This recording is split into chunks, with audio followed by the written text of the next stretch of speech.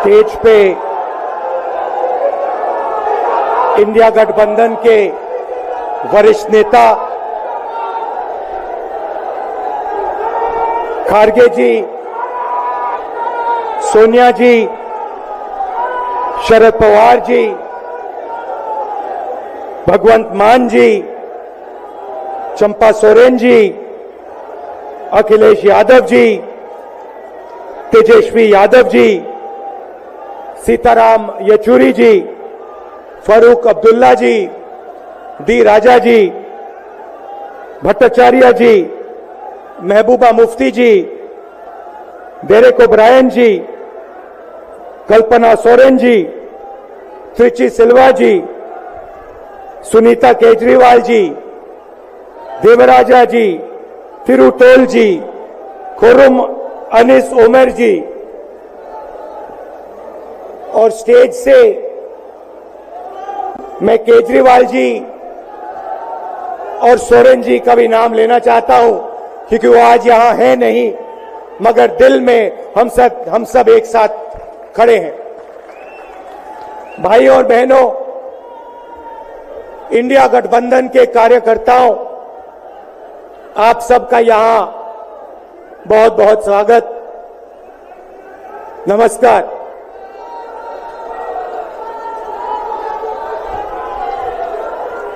आजकल आईपीएल के मैच चल रहे हैं, देखते हो आप लोग। मैच फिक्सिंग शब्द सुना है आपने? सुना है? जब बेईमानी से एम्पायर पर दबाव डालकर प्लेयर को खरीदकर कैप्टन को डराकर मैच जीता जाता है। क्रिकेट में उसको मैच फिक्सिंग कहा जाता है। हमारे सामने लोकसभा का चुनाव है। अंपायर किसने चुने? नरेंद्र मोदी ने। हमारी टीम में से मैच शुरू होने से पहले 2 खिलाड़ियों को अरेस्ट करके अंदर कर दिया। तो भाइयों और बहनों, ये जो चुनाव हो रहा है, नरेंद्र मोदी जी इस चुनाव में मैच फिक्सिंग करने की कोशिश कर रहे हैं। ये जो उनका 400 सीट का नारा है, ये बिना ईवीएम के, बिना मैच फिक्सिंग के, बिना सोशल मीडिया और प्रेस पर दबाव डालकर खरीदकर ये 180 पार नहीं होने जा रहा है। सब मिलाकर आप देखिए, कांग्रेस पार्टी विपक्ष की सबसे बड़ी पार्टी है। हमारे सारे के सारे बैंक अकाउंट बंद कर दिए गए हैं। चुनाव के बीच में देश की सबसे बड़ी ऑपोजिशन की पार्टी के सारे अकाउंट बंद कर दिए। हमें कैंपेन चलाना है, हमें लोगों को प्रदेशों में भेजना है, पोस्टर लगवाने हैं। सारा का सारा जो हमारे रिसोर्सेज हैं, बैंक अकाउंट बंद कर दिए गए। तो ये कैसा चुनाव हो रहा है? नेताओं को धमकाया जाता है,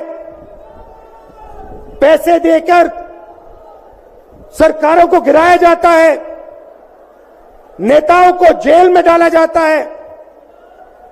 केजरीवाल जी को, सोरेन जी को ये पूरी की पूरी मैच फिक्सिंग करने की कोशिश की जा रही है। और ये मैच फिक्सिंग सिर्फ नरेंद्र मोदी नहीं कर रहे हैं, ये मैच फिक्सिंग नरेंद्र मोदी और हिंदुस्तान के 3-4 सबसे बड़े अरबपति मिलकर कर रहे हैं। यह सच्चाई है। और यह मैच फिक्सिंग क्यों हो रही है? भाइयों और बहनों, इसका सिर्फ एक लक्ष्य है कि हिंदुस्तान का संविधान, जिसने इस देश के गरीब लोगों को भविष्य दिया, सपने देखने का हक दिया, उस संविधान को हिंदुस्तान के गरीब जनता से के हाथ से छीनने के लिए यह मैच फिक्सिंग की जा रही है। और मैं आपको बताना चाहता हूं कि जिस दिन यह संविधान खत्म हो गया, उस दिन यह हिंदुस्तान नहीं बचेगा। इसको पुलिस से, धमकी से नहीं चलाया जा सकता है। यह जो संविधान है, हिंदुस्तान की जनता की आवाज है, हिंदुस्तान के दिल की धड़कन है। इसको जिस दिन खत्म कर दिया गया, उस दिन यहां पे हिंदुस्तान नहीं बचेगा। अलग अलग स्टेट हो जाएंगे, हिंदुस्तान नहीं बचेगा। यही इनका लक्ष्य है। ये सोचते हैं कि संविधान के बिना धमकाकर, डराकर police, CBI, ED, income tax department के साथ देश चलाया जा सकता है। ये सोचते हैं मीडिया के बिना देश चलाया जा सकता है। आप मीडिया को खरीद सकते हो, आप मीडिया को दबा सकते हो, आप मीडिया के रिपोर्टर्स का मुंह बंद कर सकते हो, मगर आप हिंदुस्तान की आवाज को नहीं दबा सकते हो। इस आवाज को कोई नहीं दबा सकता। दुनिया में कोई ताकत नहीं है जो इस आवाज को दबा सकती है। भाइयों और बहनों, बीजेपी के एमपी ने कहा कि जैसे ही हम चुनाव जीतेंगे,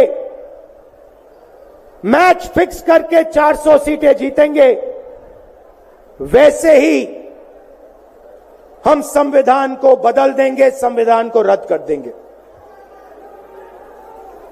ये ऐसे ही नहीं बोला गया। ये टेस्ट करने के लिए, आइडिया टेस्ट करने के लिए बीजेपी के एमपी ने बोला है। ये लड़ाई संविधान को बचाने की लड़ाई है। जैसे अखिलेश जी ने कहा, संविधान चला जाएगा, गरीबों के हक चले जाएंगे, आरक्षण चला जाएगा, और जो आपका धन है, गरीबों का धन है, किसानों का धन है, मजदूरों का धन है, वो 5-6 लोगों के हाथ में चला जाएगा। नोटबंदी की, जीएसटी लागू किया।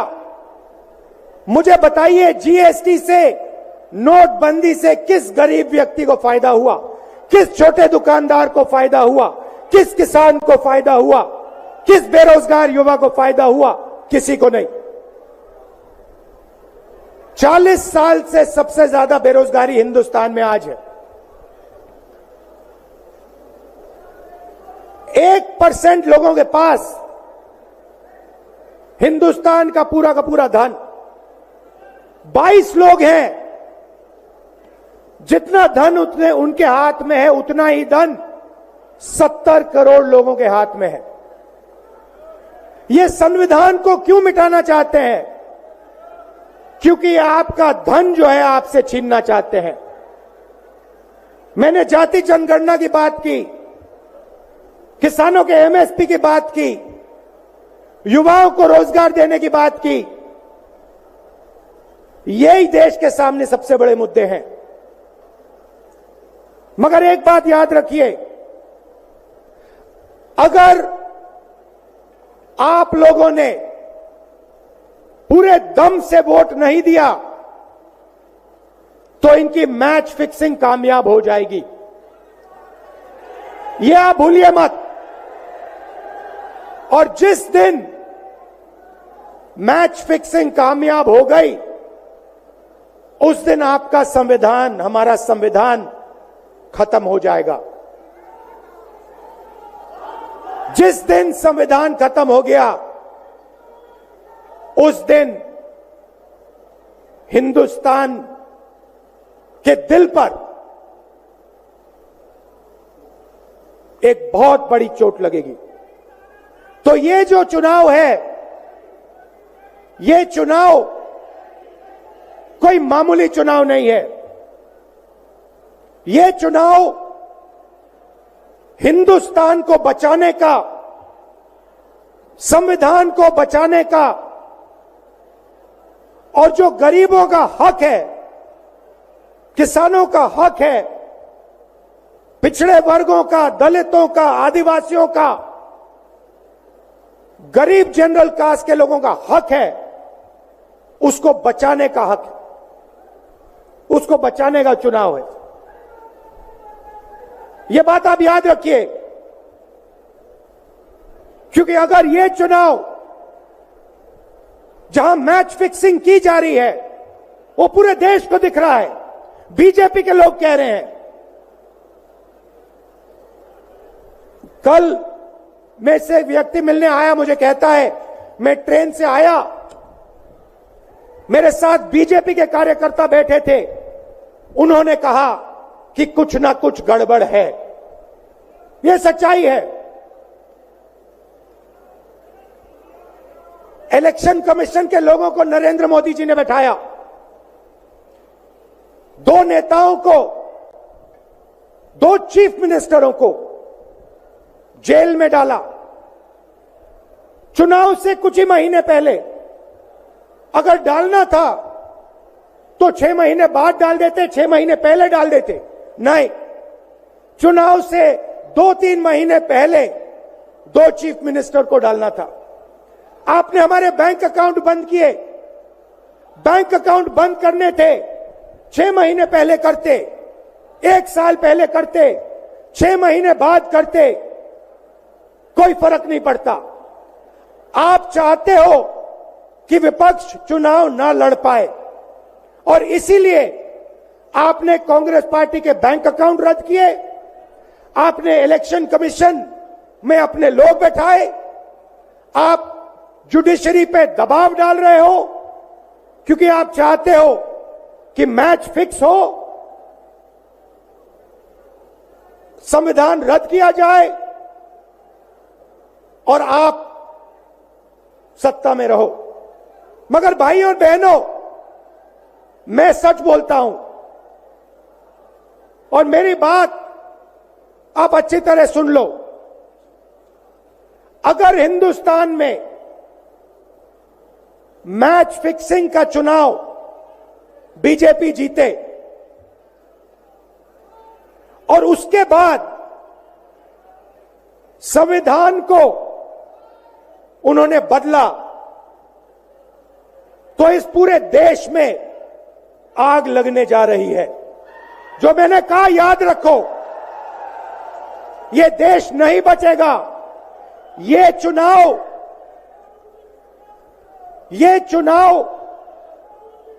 वोट वाला चुनाव नहीं है। ये चुनाव हिंदुस्तान को बचाने वाला चुनाव है, संविधान की रक्षा वाला चुनाव है। धन्यवाद। जय हिंद।